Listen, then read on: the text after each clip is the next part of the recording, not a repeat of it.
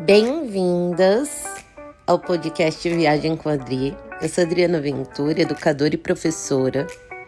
E aqui nós vamos explorar as reflexões sobre o amor romântico, os papéis de gênero patriarcais e as performances que moldam as relações tradicionais. Prepare-se para uma jornada de questionamento e de descoberta. Vamos juntas? Gente, olá! Na nossa conversa de hoje vamos falar sobre paternidade e eu quero muito trazer muitas reflexões para que a gente possa pensar junto.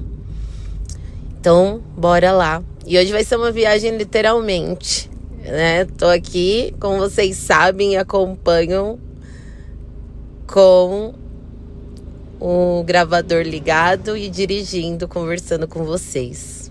Se vocês ouvirem alguns sons, é a sonoplastia real da vida maluca, que é o meu dia a dia.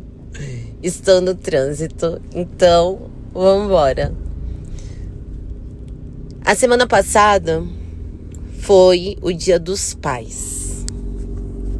E o meu olhar, a minha perspectiva sobre a sociedade me faz ver algumas questões a respeito da parentalidade, né? Da criação das crianças de uma maneira muito diferente. Para quem não sabe, para quem está ouvindo meu áudio agora, eu sou professora da Rede Pública de São Paulo, trabalho em tempo integral com crianças e adolescentes. Sou pedagoga, sou professora de linguagens, português, inglês e artes. E trabalho na rede pública há mais de 10 anos. Desde o Fundo 1 até o ensino médio, né? Então eu acompanho várias crianças desde a sua infância, passando por toda a transformação até a fase adulta, né? Muitos alunos ainda estão com a gente quando eles já estão com o senso crítico formado lá com os seus 18 anos. E acreditem, muita da maneira como eu vejo a sociedade vem desse chão da escola que eu pertenço. Então hoje, falar de paternidade tem muito da perspectiva da Adriana como professora, que tem um olhar que vai além da minha família nuclear. Que vocês sabem, como vocês sabem, eu venho de uma família nuclear, né? Meus pais são casados até hoje, uma família com uma mãe e com um pai que são casados há 39 anos. Eu tenho 37, fui planejada. E ainda que eu tenha nascido em um berço sem tantos privilégios financeiros e econômicos, eu tive todo um apoio, e eu já falei disso em alguns podcasts, de toda a minha família. Eu tenho uma rede de afeto familiar muito forte. Eu tenho outras referências para além da minha mãe e do meu pai. E ao longo da minha vida, desses 37 anos, em momentos diferentes, cada um deles fizeram parte dessa minha formação enquanto cidadã, enquanto pessoa humana, de maneira muito simbólica. Né? Eu tenho, por exemplo, minha tia, que também é pedagoga, e ela teve uma influência muito forte na minha formação e que hoje, por exemplo, já não faz não tem mais impacto depois da minha formação, mas que foi muito importante, né?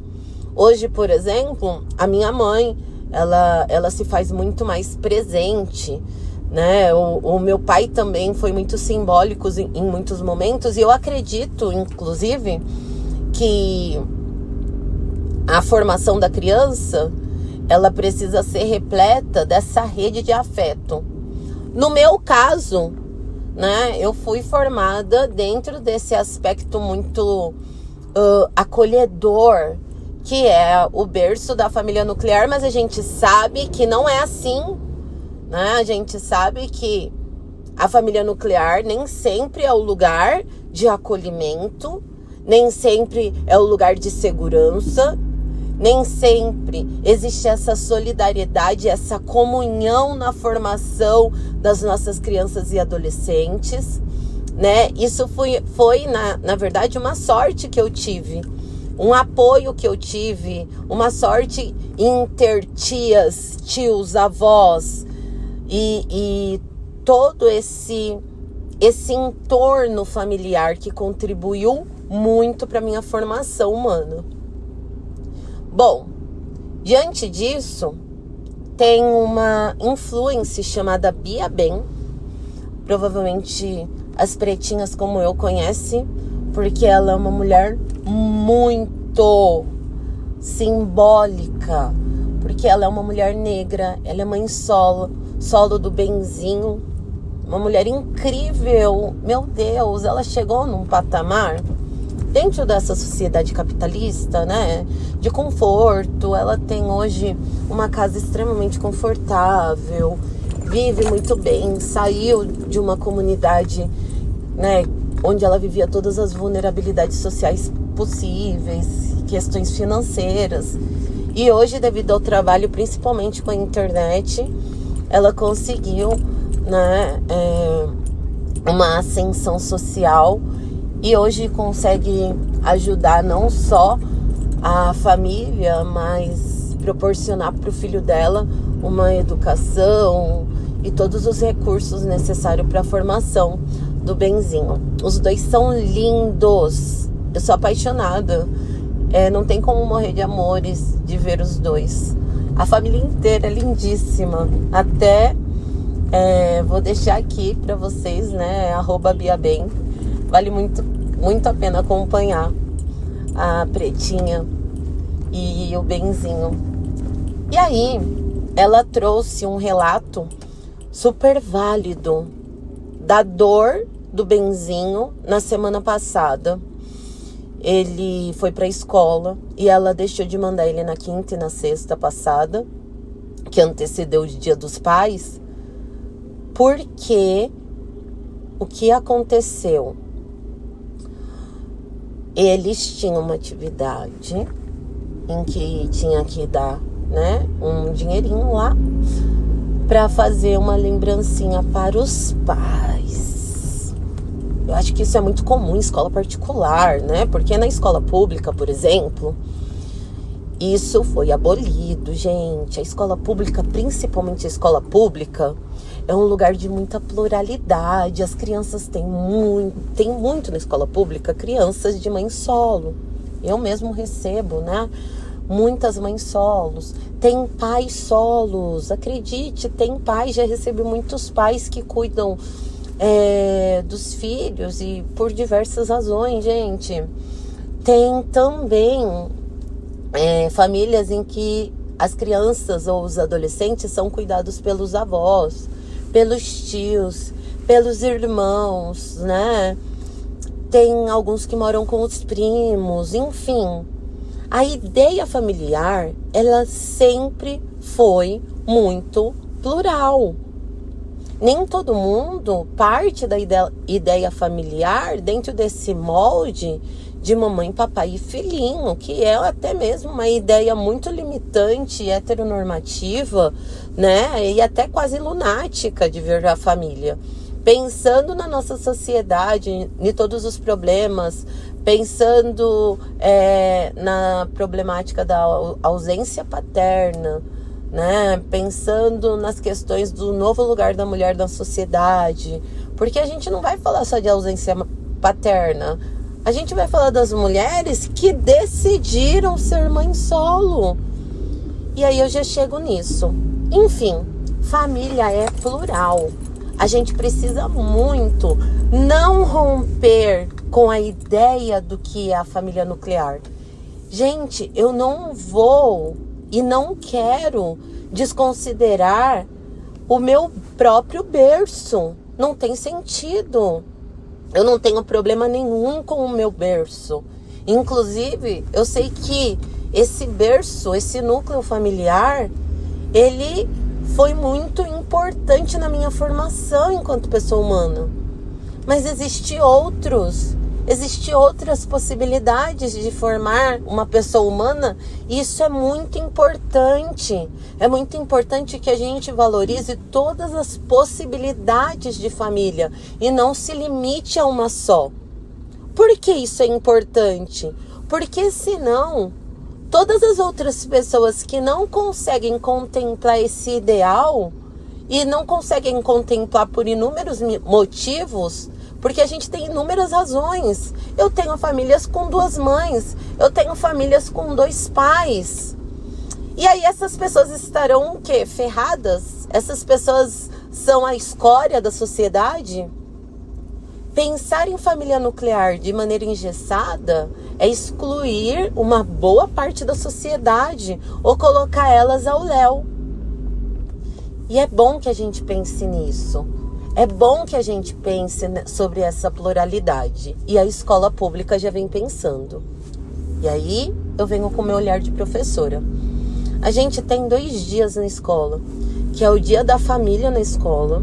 Inclusive a gente tem 2 semestres, que são, assim, distantes, próximos, mas às vezes no mesmo mês, mas não tem muita relação com o dia de pai e dia de mãe, que a gente sabe também, vamos lá, né? Vamos combinar. É uma data muito comercial, mas vamos combinar que também vale para reunião, para celebração, e tudo que é reunião, celebração, afeto, eu celebro. Eu gosto muito dos momentos de união e de celebração junto, né, dos meus. Sejam dos meus amigos, seja da minha família. Eu gosto muito de momentos de reunião, de comunhão. Enfim, a gente tem na escola pública 2 dias, né? Eles podem ser chamados de dia de quem cuida de mim, que eu acho a coisa mais linda, cute, só fofo. Enfim, muito fofo.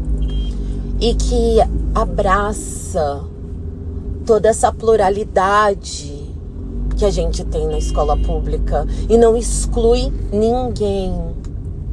Não exclui ninguém.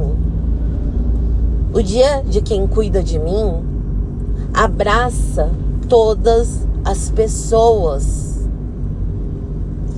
E a gente também pode chamar de dia da família, né? A gente já tem esses dias e é importante que a gente tenha, é importante que a gente questione esse dia da mãe, esse dia do pai. E agora a gente vai entrar na fala da Bia Ben. Na escola ela não mandou o Benzinho porque ele vai chegar muito incomodado em casa, dizendo que havia essa atividade e ele não tinha um pai para dar. E aí, ela muito aflita e angustiada no vídeo, ela fala que ela sempre tentou fazer os 2 papéis. Por alguma situação que eu não sei, eu acompanho os 2, mas eu sei que o Benzinho perdeu tragicamente o pai dele muito novinho, mas eu não sei qual foi o motivo e não cabe aqui nesse podcast. Mas a Bia vai falar que ela tenta a todo custo fazer esse papel em dobro, o papel da mãe e do pai. E ela vai falar, faz pra mim esse presentinho. E aí o Benzinho vai falar pra ela, mas você não é meu pai. E aí ela não manda, e ela fala que ela se sente, ela vai trazer umas questões que não dá pra você se colocar no papel daquela pessoa, né? A gente não tem como se colocar por 2. Ela fala de toda, né, a luta das mulheres, de como é injusto, por exemplo, as mulheres se sobrecarregarem para fazer esses papéis em dobro por causa dos homens e tudo mais. Enfim, ela traz coisas bem coerentes, só que eu tenho algumas ressalvas. Bom, no caso do Benzinho, eu concordo realmente, né? Tragicamente ele perdeu o pai e existe a ausência paterna, ela jamais vai fazer, né? Ela jamais vai conseguir fazer o papel dessa outra pessoa, né? E ninguém faz o papel de outra pessoa. Isso não existe. Só que quando a gente fala de ausência paterna, lembra dos mitos, os mitos que eu já falei, que o patriarcado criou sobre a imagem dos homens? Existe um mito sobre a ideia do pai. E esse mito é muito forte e eu vou mostrar para vocês de que maneira a gente supervaloriza um pai que muitas vezes presente no lar ainda é ausente. Eu tenho pais que só servem de totens, totens ou tokens, enfim. Eles só servem ali de uma presença simbólica, porque de uma presença efetiva simplesmente não existem. As mulheres continuam sobrecarregadas nas responsabilidades. E perceba, isso não é atual, moderno, não. Os pais, lá de antigamente, já têm esse papel simbólico do pai que representa apenas essa autoridade. Bell Hooks já falava disso no seu livro, que agora foi traduzido, A Vontade de Mudar. Ela já questiona essa paternidade que é apenas arbitrária e autoritária, né? E que pouco se envolve afetivamente na criação. E se envolve mesmo, por quê? Porque existem os papéis, né, de gênero bem delimitados e que muitas vezes são necessários para a criação plena de uma criança e que muitos homens não fazem, porque eles não fazem serviços domésticos. Esses dias eu estava discutindo sobre quem pode colocar roupa e sobre saber ou não. Gente, como um homem cuida de um filho se ele não sabe nem separar as cores de roupas para lavar numa máquina de lavar? Né? A Hannah esses dias postou um vídeo sobre os homens que fazem as coisas mal feitas justamente para não fazer. Como você vai ter filho com um homem desse? E a maioria dos homens exercem, né, esse tipo de incompetência planejada justamente para não se responsabilizarem em fazer. E isso acontece também na paternidade. Eu vejo nas reuniões de pais, né? Nas reuniões dos responsáveis, a gente tem uma presença muito mais significativa de mães. Isso é muito problemático. Não que eu não tenha pais, mas o número percentual é sempre de mães.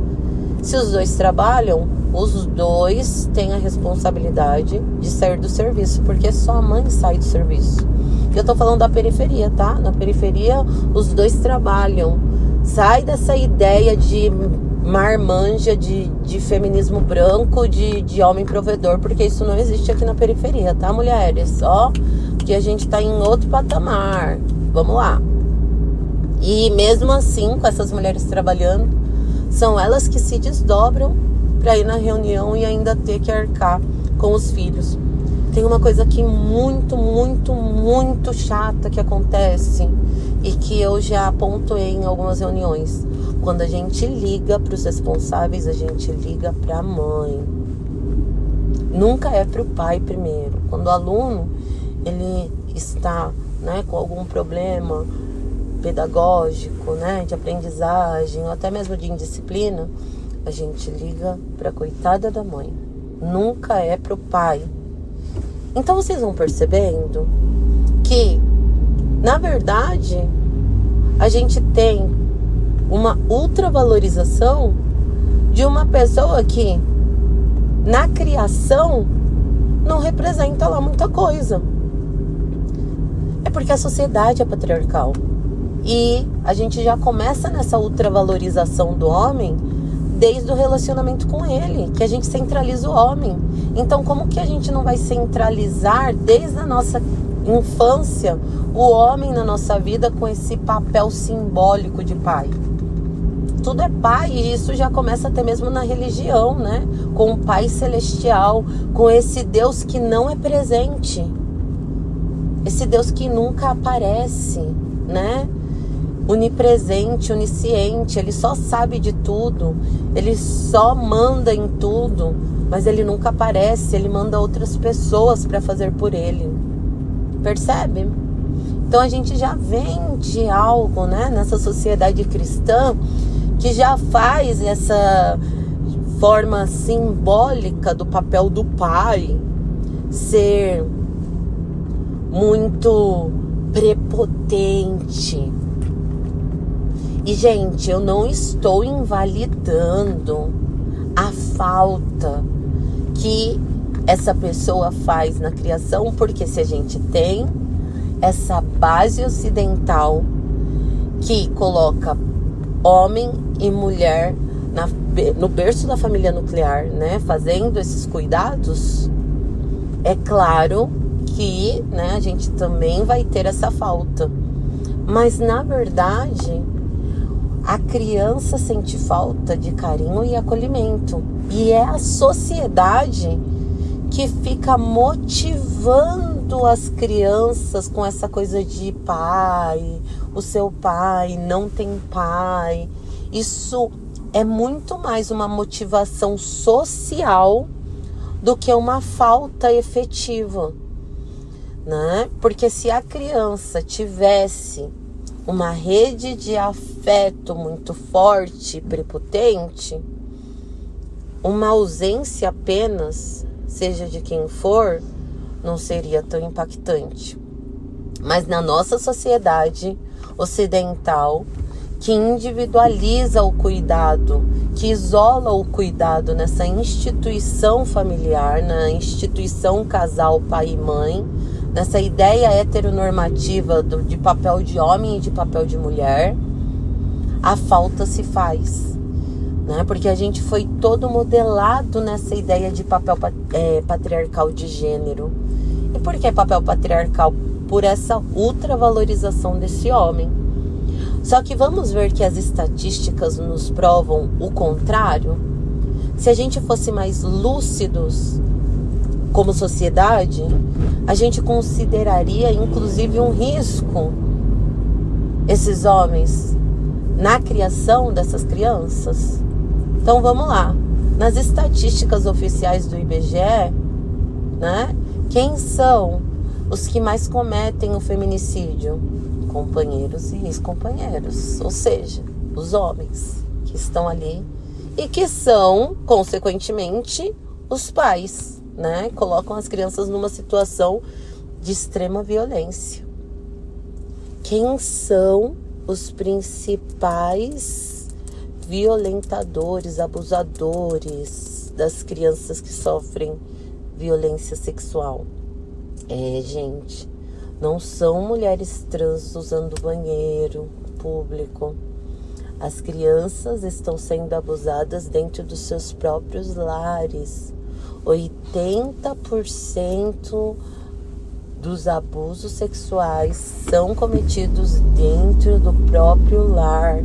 E principalmente pelos próprios responsáveis ou conhecidos.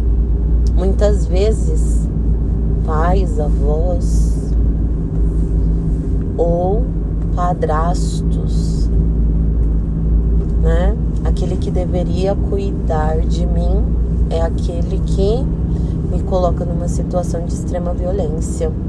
E não é à toa, inclusive, que a gente tem traumas geracionais que são causados pela presença desse pai nesse berço familiar. E essa é a parte mais irônica. Essa ausência paterna que alguns tanto lamentam é também a presença, o trauma pela ausência é também o trauma pela presença desse pai. Esse pai que fez a vida dos filhos e da mãe um inferno, né? Justamente por causa de todas essas violências estatísticas, comprovadas estatisticamente, que eu citei aqui. E a gente sabe, né? Quando é estatística, não é só a vizinha do lado, né? Não é só os conhecidos, ou muitos, infelizmente eu digo isso, muitos dos meus alunos. A gente sabe que isso é um problema muito estrutural. O abandono, a irresponsabilidade, tudo isso é algo estrutural. Então, quando a gente fala de ausência paterna, eu acho que a gente precisa sim continuar responsabilizando os homens. Eu não quero tirar deles a responsabilidade, a gente precisa, e eu falo disso em todos os meus textos, responsabilizar com muita ênfase esses homens que já tiveram filhos, né? Que precisam se comprometer afetivamente, financeiramente com os seus filhos. A gente precisa que isso seja pensado em todas as esferas possíveis. Nas escolas, a gente precisa repensar o lugar dessa paternidade. Antes da gente falar da ausência paterna, eu preciso que a ideia de paternidade seja de fato efetiva. Porque a ideia de paternidade que a gente tem não é. E não será enquanto papel que o homem exerce na sociedade, ele não tiver esse envolto afetivo e pleno com o desenvolvimento, com o cuidado da criança. Os homens precisam estar completamente envolvidos em todas as etapas, circunstâncias, em tudo relacionado ao desenvolvimento da criança. E a gente, da criança e do adolescente, é claro, né? Porque existem muitos pais que acham, né, que depois de uma certa idade eles simplesmente devem ser abandonados. E tem muitos pais, inclusive, que torcem para isso. E eu acho isso tão absurdo. E de novo, né? Eu falo de novo que eu tive sorte muitas vezes. E eu falo sorte porque vivendo no mundo como a gente vive, ter um pai que faz o meu pai só faz o que minha mãe faz. Eu tenho um pai que faz o que qualquer mãe normal faz. Só que ele é visto como um paizão por isso. E por quê? Porque é mitológico o papel do pai. Quando eu falo todas as coisas que o meu pai faz, as pessoas ficam boquiabertas. Sim, gente. Eu tenho 37 anos e o meu pai ainda tem um cuidado muito grande pela minha pessoa, né? Ele me acorda, ele fica responsável pelos meus remédios. É meu pai que cuida do horário dos meus remédios e ele gosta de fazer isso. Eu acho que ele se sente presente na minha vida de alguma maneira. Ele gosta de servir o meu café. São os pequenos momentos que a gente tem juntos. E é recíproco, tá? Eu sou também a pessoa que vai junto com ele no médico. E eu faço questão porque ele tem mobilidade limitada. Eu tenho carro, né? A gente passa depois para comer juntos. São os momentos que a gente troca. E eu sou realmente muito grata ao universo de, num mundo tão injusto, eu poder ter essa troca, né?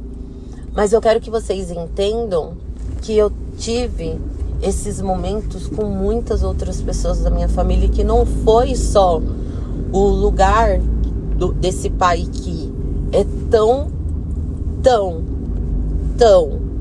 incrível quanto a minha mãe. Eu não saberia dizer a diferença que existe entre os dois. E na verdade, para ser sincera, eu acho que minha mãe é ainda mais incrível, né? Se se é que é possível. Eu não gosto de comparar os dois, né? Isso é coisa de gente monogâmica e hierarquizar. Eu amo os dois na mesma medida. Mas eu preciso reconhecer que pelo peso do patriarcado, minha mãe, ela acabou tendo algumas responsabilidades que pesam mais. Mas os dois são muito incríveis e meu pai exerce responsabilidades e cuidados com a paternidade que são cuidados vistos apenas por mulheres, que mulheres fazem. São responsabilidades que mulheres fazem. E ele exerce isso até hoje. Gente, eu tenho 37 anos, né? E eu sei que tem muita gente que fala, nossa, mas e aí, não vai ter maturidade? Meu Deus, eu cuido de crianças o dia inteiro, né? Eu sou basicamente um dos pilares financeiros da minha casa. Meus pais não trabalham, né? Eu não dependo deles para nada. Acho que tem uma diferença quando você não é um peso, né? Você não é um adulto que é um peso para os seus pais, mas você tá ali convivendo, né? Coabitando. Eu coabito com eles e eu gosto muito da nossa convivência. É uma convivência muito plena para mim, por enquanto. Eu ainda não senti a necessidade de sair. E, na verdade, eles ficam bem preocupados com isso.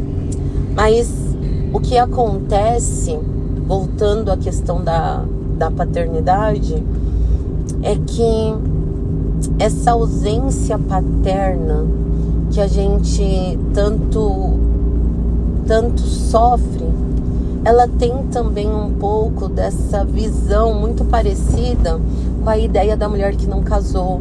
Esse sofrimento que ele de fato existe. A mulher que não casa, esse sofrimento psicológico do abandono e da solidão. Mas percebe que ela vem dessa construção limitante de como precisa ser a vida da mulher. Precisa ser dentro de um casamento para formar a família nuclear, que não existe nenhuma outra forma de viver.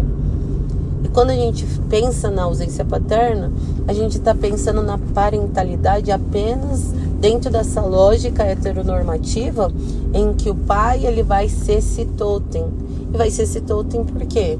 Porque a gente sabe que estatisticamente, principalmente com pesquisas que falam sobre a sobrecarga do trabalho de cuidado da mulher, o homem tem contribuído pouco, mas muito pouco com a criação das crianças.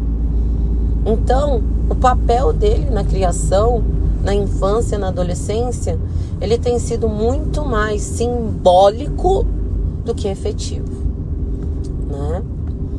Enfim, o que vocês acham disso? Eu quero muito ouvir os atravessamentos de vocês. Para terminar, eu quero terminar esse áudio com um provérbio africano que diz que é preciso uma aldeia inteira para criar uma criança. E eu quero que vocês entendam que muito do que eu trago aqui está no meu novo livro, A Síndrome da Escolhida, em que eu parto as minhas reflexões do livro O Espírito da Intimidade, da Zobon Fossomé.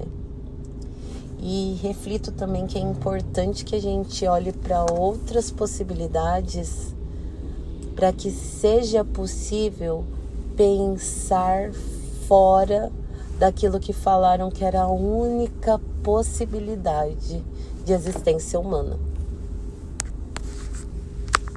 Gente, olá!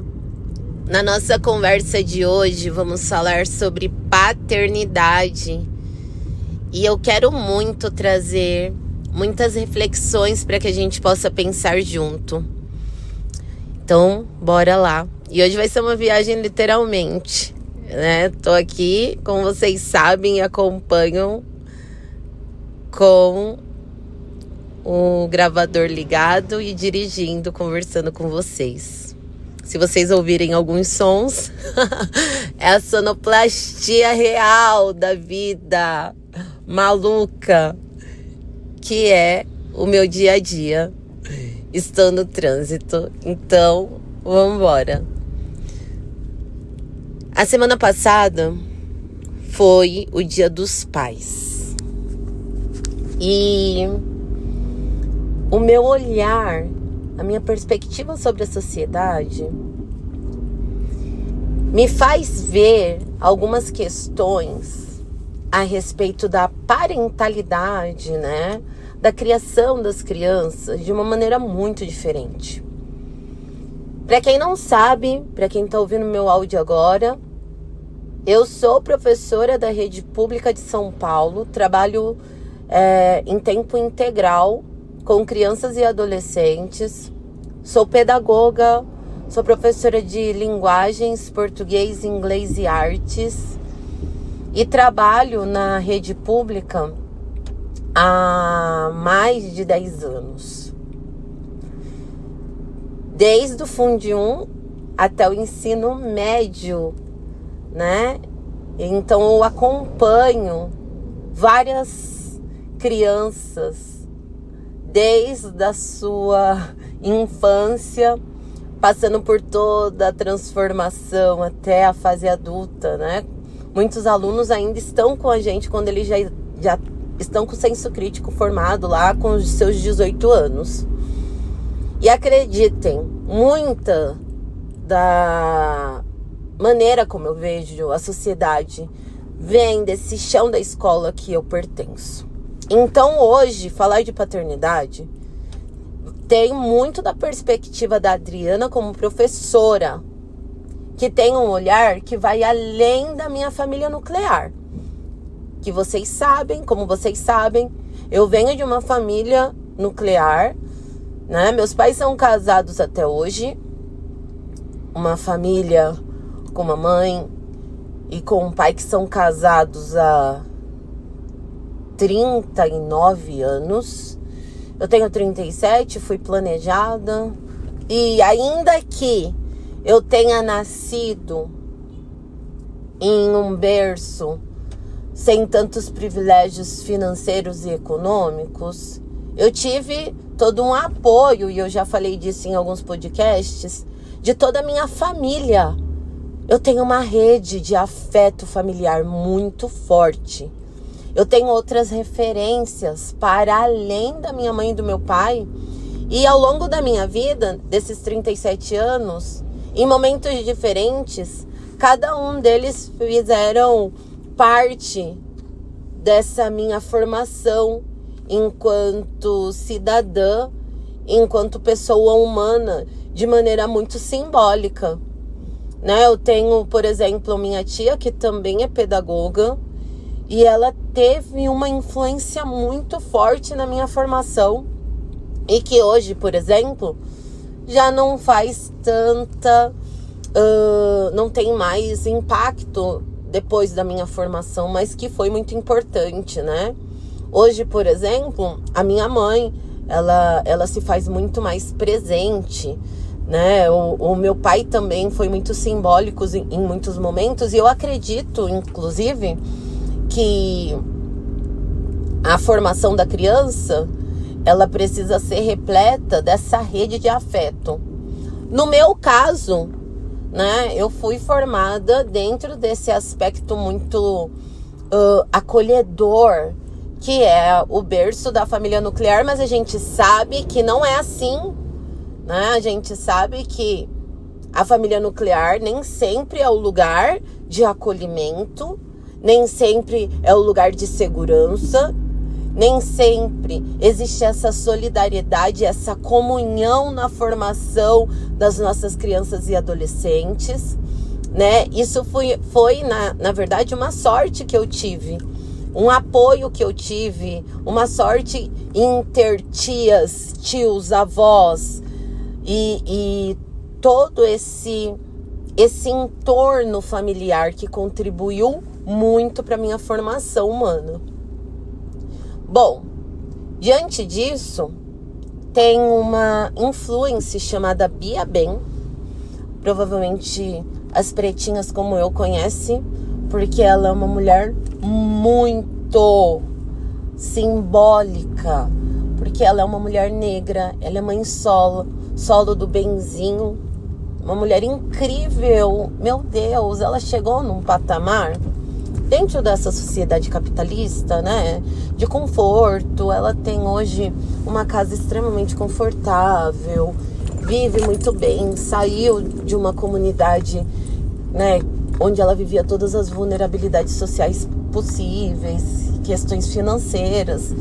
E hoje, devido ao trabalho, principalmente com a internet, ela conseguiu, né, uma ascensão social e hoje consegue ajudar não só a família, mas proporcionar para o filho dela uma educação e todos os recursos necessários para a formação do Benzinho. Os dois são lindos. Eu sou apaixonada. Não tem como morrer de amores de ver os dois. A família inteira é lindíssima. Até vou deixar aqui para vocês, né? @BiaBem.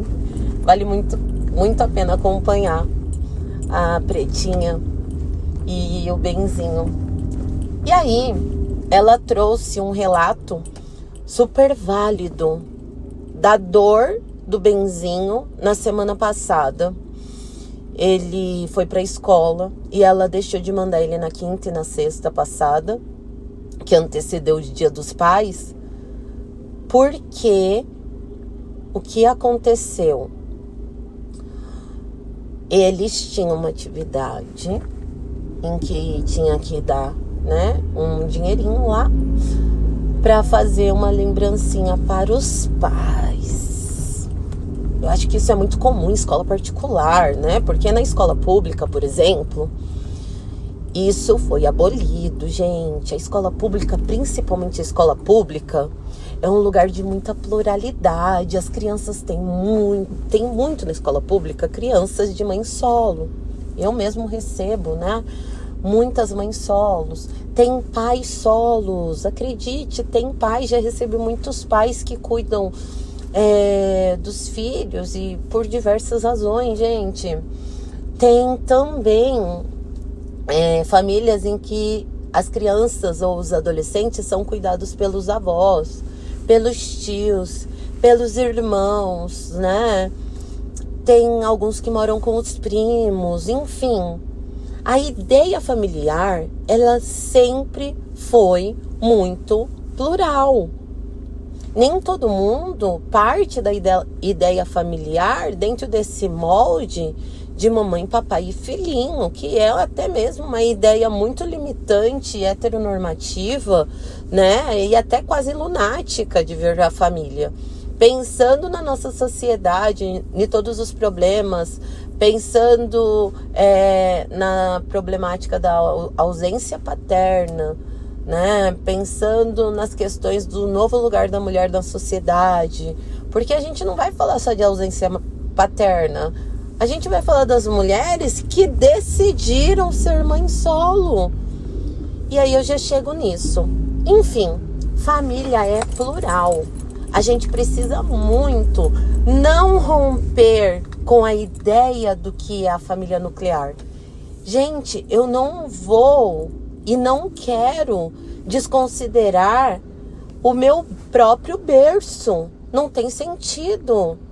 Eu não tenho problema nenhum com o meu berço. Inclusive, eu sei que esse berço, esse núcleo familiar, ele foi muito importante na minha formação enquanto pessoa humana. Mas existem outras possibilidades de formar uma pessoa humana, e isso é muito importante.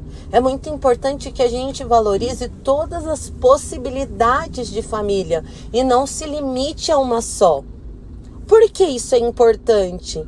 Porque senão todas as outras pessoas que não conseguem contemplar esse ideal e não conseguem contemplar por inúmeros motivos, porque a gente tem inúmeras razões. Eu tenho famílias com 2 mães, eu tenho famílias com 2 pais. E aí essas pessoas estarão o quê? Ferradas? Essas pessoas são a escória da sociedade? Pensar em família nuclear de maneira engessada é excluir uma boa parte da sociedade ou colocar elas ao léu. E é bom que a gente pense nisso. É bom que a gente pense sobre essa pluralidade. E a escola pública já vem pensando. E aí eu venho com o meu olhar de professora. A gente tem 2 dias na escola, que é o dia da família na escola. Inclusive nós tivemos, a gente tem 2 semestres, que são, assim, distantes, próximos, mas às vezes no mesmo mês, mas não tem muita relação com o dia de pai e dia de mãe, que a gente sabe também, vamos lá, né? Vamos combinar. É uma data muito comercial, mas vamos combinar que também vale para reunião, para celebração, e tudo que é reunião, celebração, afeto, eu celebro. Eu gosto muito dos momentos de união e de celebração junto, né, dos meus. Sejam dos meus amigos, seja da minha família. Eu gosto muito de momentos de reunião, de comunhão. Enfim, a gente tem na escola pública 2 dias, né? Eles podem ser chamados de dia de quem cuida de mim, que eu acho a coisa mais linda, cute, só fofo. Enfim, muito fofo. E que abraça toda essa pluralidade que a gente tem na escola pública e não exclui ninguém. Não exclui ninguém. O dia de quem cuida de mim abraça todas as pessoas. E a gente também pode chamar de dia da família, né? A gente já tem esses dias e é importante que a gente tenha, é importante que a gente questione esse dia da mãe, esse dia do pai. E agora a gente vai entrar na fala da Bia Ben. Na escola ela não mandou o Benzinho porque ele vai chegar muito incomodado em casa, dizendo que havia essa atividade e ele não tinha um pai para dar. E aí, ela muito aflita e angustiada no vídeo, ela fala que ela sempre tentou fazer os 2 papéis. Por alguma situação que eu não sei, eu acompanho os 2, mas eu sei que o Benzinho perdeu tragicamente o pai dele muito novinho, mas eu não sei qual foi o motivo e não cabe aqui nesse podcast. Mas a Bia vai falar que ela tenta a todo custo fazer esse papel em dobro, o papel da mãe e do pai. E ela vai falar, faz pra mim esse presentinho. E aí o Benzinho vai falar pra ela, mas você não é meu pai. E aí ela não manda, e ela fala que ela se sente, ela vai trazer umas questões que não dá pra você se colocar no papel daquela pessoa, né? A gente não tem como se colocar por 2. Ela fala de toda, né, a luta das mulheres, de como é injusto, por exemplo, as mulheres se sobrecarregarem para fazer esses papéis em dobro por causa dos homens e tudo mais. Enfim, ela traz coisas bem coerentes, só que eu tenho algumas ressalvas. Bom, no caso do Benzinho, eu concordo realmente, né? Tragicamente ele perdeu o pai e existe a ausência paterna, ela jamais vai fazer, né? Ela jamais vai conseguir fazer o papel dessa outra pessoa, né? E ninguém faz o papel de outra pessoa. Isso não existe. Só que quando a gente fala de ausência paterna, lembra dos mitos, os mitos que eu já falei, que o patriarcado criou sobre a imagem dos homens? Existe um mito sobre a ideia do pai. E esse mito é muito forte e eu vou mostrar para vocês de que maneira a gente supervaloriza um pai que muitas vezes presente no lar ainda é ausente. Eu tenho pais que só servem de totens, totens ou tokens, enfim. Eles só servem ali de uma presença simbólica, porque de uma presença efetiva simplesmente não existem. As mulheres continuam sobrecarregadas nas responsabilidades. E perceba, isso não é atual, moderno, não. Os pais lá de antigamente já têm esse papel simbólico do pai que representa apenas essa autoridade. Bell Hooks já falava disso no seu livro, que agora foi traduzido, A Vontade de Mudar.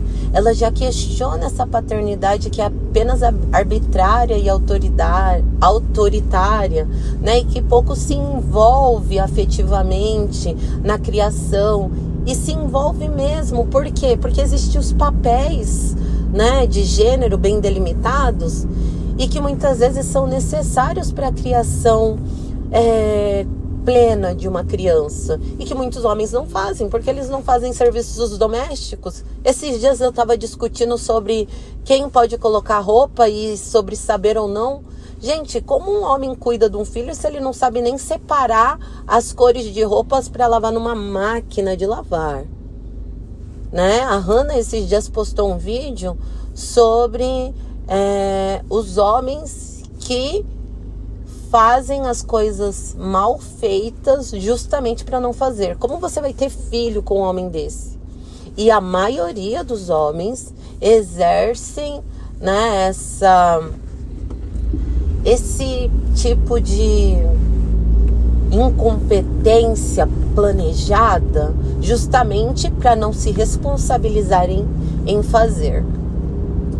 E isso acontece também na paternidade. Eu vejo nas reuniões de pais, né? Nas reuniões dos responsáveis, a gente tem uma presença muito mais significativa de mães. Isso é muito problemático. Não que eu não tenha pais, mas o número percentual é sempre de mães. Se os dois trabalham, os dois têm a responsabilidade de sair do serviço, porque só a mãe sai do serviço. Eu tô falando da periferia, tá? Na periferia, os dois trabalham. Sai dessa ideia de marmanja, de feminismo branco, de homem provedor, porque isso não existe aqui na periferia, tá, mulheres? Ó, que a gente tá em outro patamar. Vamos lá. E mesmo assim, com essas mulheres trabalhando, são elas que se desdobram para ir na reunião e ainda ter que arcar com os filhos. Tem uma coisa aqui muito, muito, muito chata que acontece e que eu já pontuei em algumas reuniões. Quando a gente liga para os responsáveis, a gente liga para a mãe. Nunca é para o pai primeiro. Quando o aluno ele está, né, com algum problema pedagógico, né, de aprendizagem ou até mesmo de indisciplina, a gente liga para a coitada da mãe. Nunca é para o pai. Então vocês vão percebendo que, na verdade, a gente tem uma ultravalorização de uma pessoa que, na criação, não representa lá muita coisa. É porque a sociedade é patriarcal. E a gente já começa nessa ultravalorização do homem desde o relacionamento com ele, que a gente centraliza o homem. Então, como que a gente não vai centralizar desde a nossa infância o homem na nossa vida com esse papel simbólico de pai? Tudo é pai, e isso já começa até mesmo na religião, né? Com o Pai Celestial, com esse Deus que não é presente, esse Deus que nunca aparece, né? Onipresente, onisciente, ele só sabe de tudo, ele só manda em tudo, mas ele nunca aparece, ele manda outras pessoas para fazer por ele. Percebe? Então a gente já vem de algo, né, nessa sociedade cristã que já faz essa forma simbólica do papel do pai ser muito prepotente. E, gente, eu não estou invalidando a falta que essa pessoa faz na criação, porque se a gente tem essa base ocidental que coloca homem e mulher no berço da família nuclear, né, fazendo esses cuidados, é claro que, né, a gente também vai ter essa falta. Mas, na verdade, a criança sente falta de carinho e acolhimento. E é a sociedade que fica motivando as crianças com essa coisa de pai, o seu pai não tem pai. Isso é muito mais uma motivação social do que uma falta efetiva, né? Porque se a criança tivesse uma rede de afeto muito forte e prepotente, uma ausência apenas, seja de quem for, não seria tão impactante. Mas na nossa sociedade ocidental, que individualiza o cuidado, que isola o cuidado nessa instituição familiar, na instituição casal pai e mãe, nessa ideia heteronormativa de papel de homem e de papel de mulher, a falta se faz, né? Porque a gente foi todo modelado nessa ideia de papel patriarcal de gênero. E por que papel patriarcal? Por essa ultravalorização desse homem. Só que vamos ver que as estatísticas nos provam o contrário. Se a gente fosse mais lúcidos como sociedade, a gente consideraria inclusive um risco esses homens na criação dessas crianças. Então vamos lá. Nas estatísticas oficiais do IBGE, né, quem são os que mais cometem o feminicídio? Companheiros e ex-companheiros, ou seja, os homens que estão ali e que são, consequentemente, os pais, né? Colocam as crianças numa situação de extrema violência.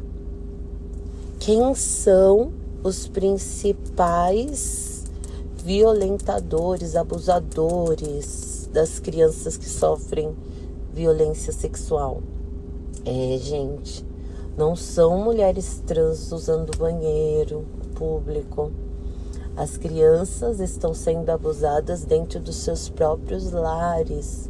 80% dos abusos sexuais são cometidos dentro do próprio lar e principalmente pelos próprios responsáveis ou conhecidos. Muitas vezes pais, avós ou padrastos, né? Aquele que deveria cuidar de mim é aquele que me coloca numa situação de extrema violência. E não é à toa, inclusive, que a gente tem traumas geracionais que são causados pela presença desse pai nesse berço familiar. E essa é a parte mais irônica. Essa ausência paterna que alguns tanto lamentam é também a presença, o trauma pela ausência é também o trauma pela presença desse pai. Esse pai que fez a vida dos filhos e da mãe um inferno, né? Justamente por causa de todas essas violências estatísticas, comprovadas estatisticamente, que eu citei aqui.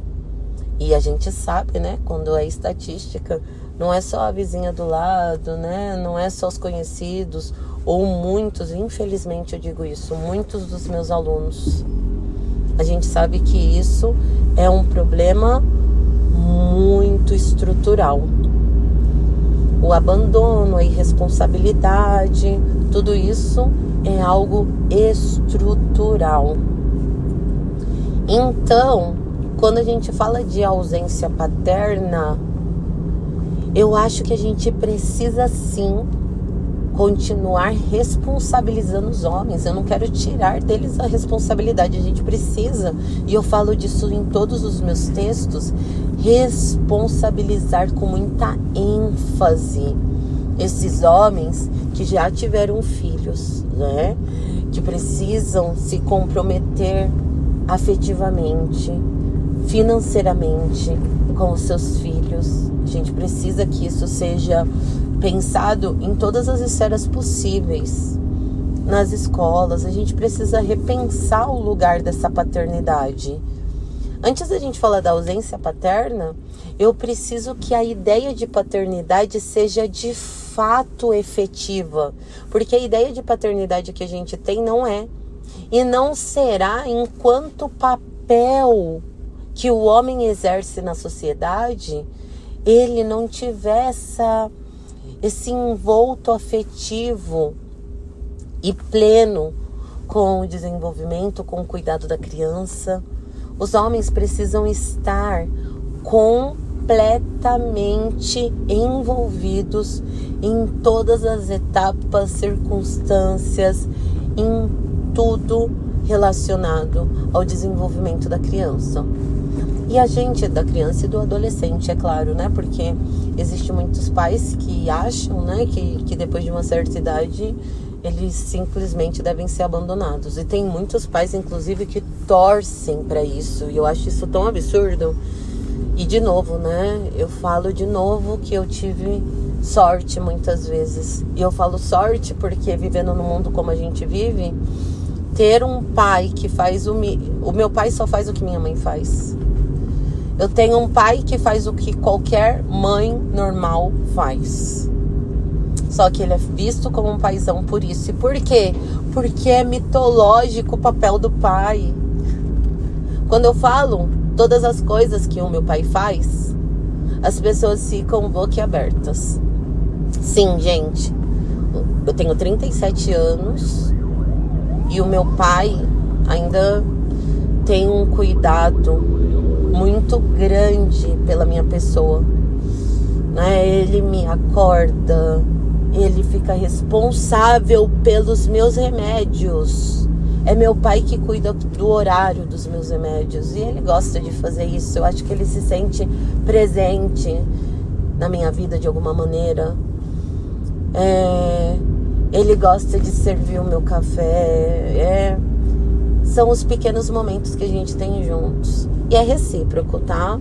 Eu sou também a pessoa que vai junto com ele no médico. E eu faço questão porque ele tem mobilidade limitada. Eu tenho carro, né? A gente passa depois para comer juntos. São os momentos que a gente troca.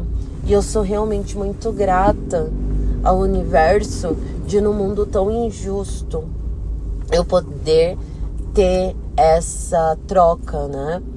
Mas eu quero que vocês entendam que eu tive esses momentos com muitas outras pessoas da minha família, que não foi só o lugar desse pai que é tão incrível quanto a minha mãe. Eu não saberia dizer a diferença que existe entre os dois. E na verdade, para ser sincera, eu acho que minha mãe é ainda mais incrível, né? Se é que é possível. Eu não gosto de comparar os dois, né? Isso é coisa de gente monogâmica e hierarquizar. Eu amo os dois na mesma medida.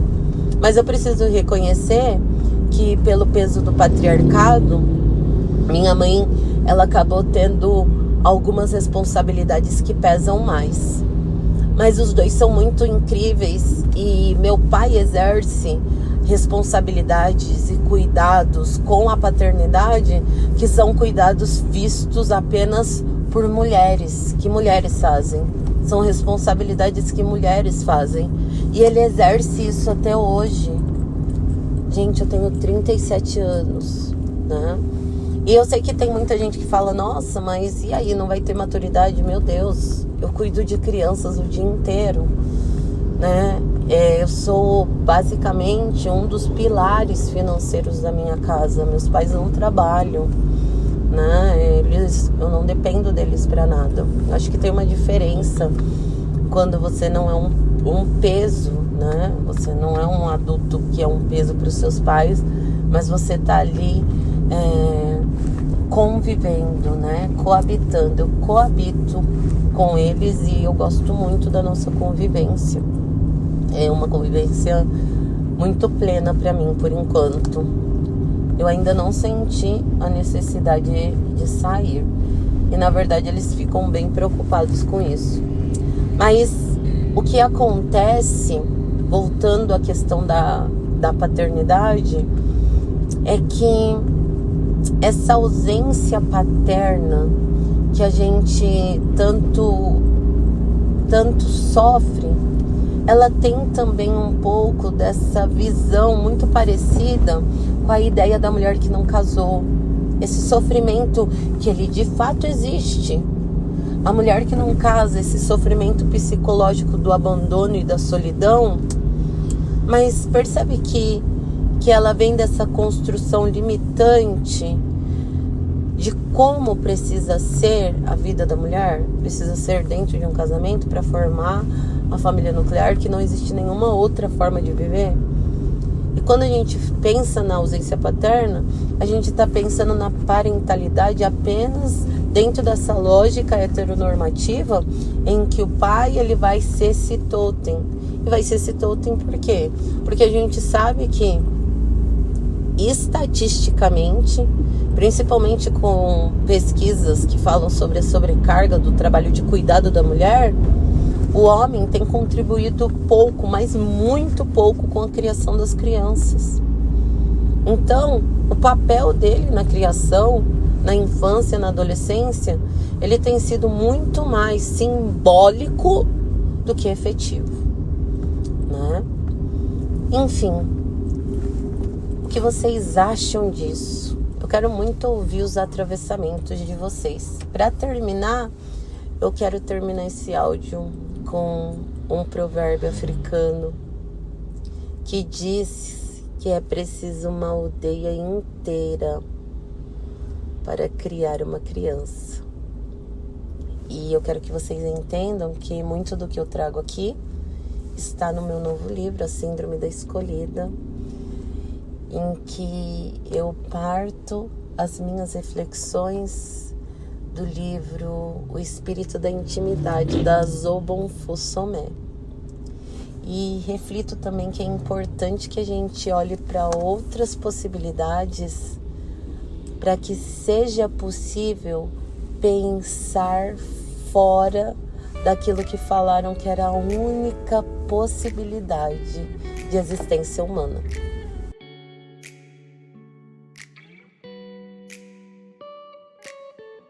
Esse foi mais um episódio de Viagem Quadri. Se você gostou das reflexões que fizemos, vai gostar dos meus livros. As relações monogâmicas se existem na cabeça da mulher apaixonada e a Síndrome da Escolhida, disponível em plataformas como a Amazon e a Hotmart. Me siga também nas redes através do @AdrianaVenturaOficial.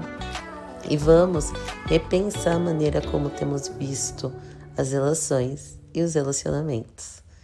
Até o próximo episódio.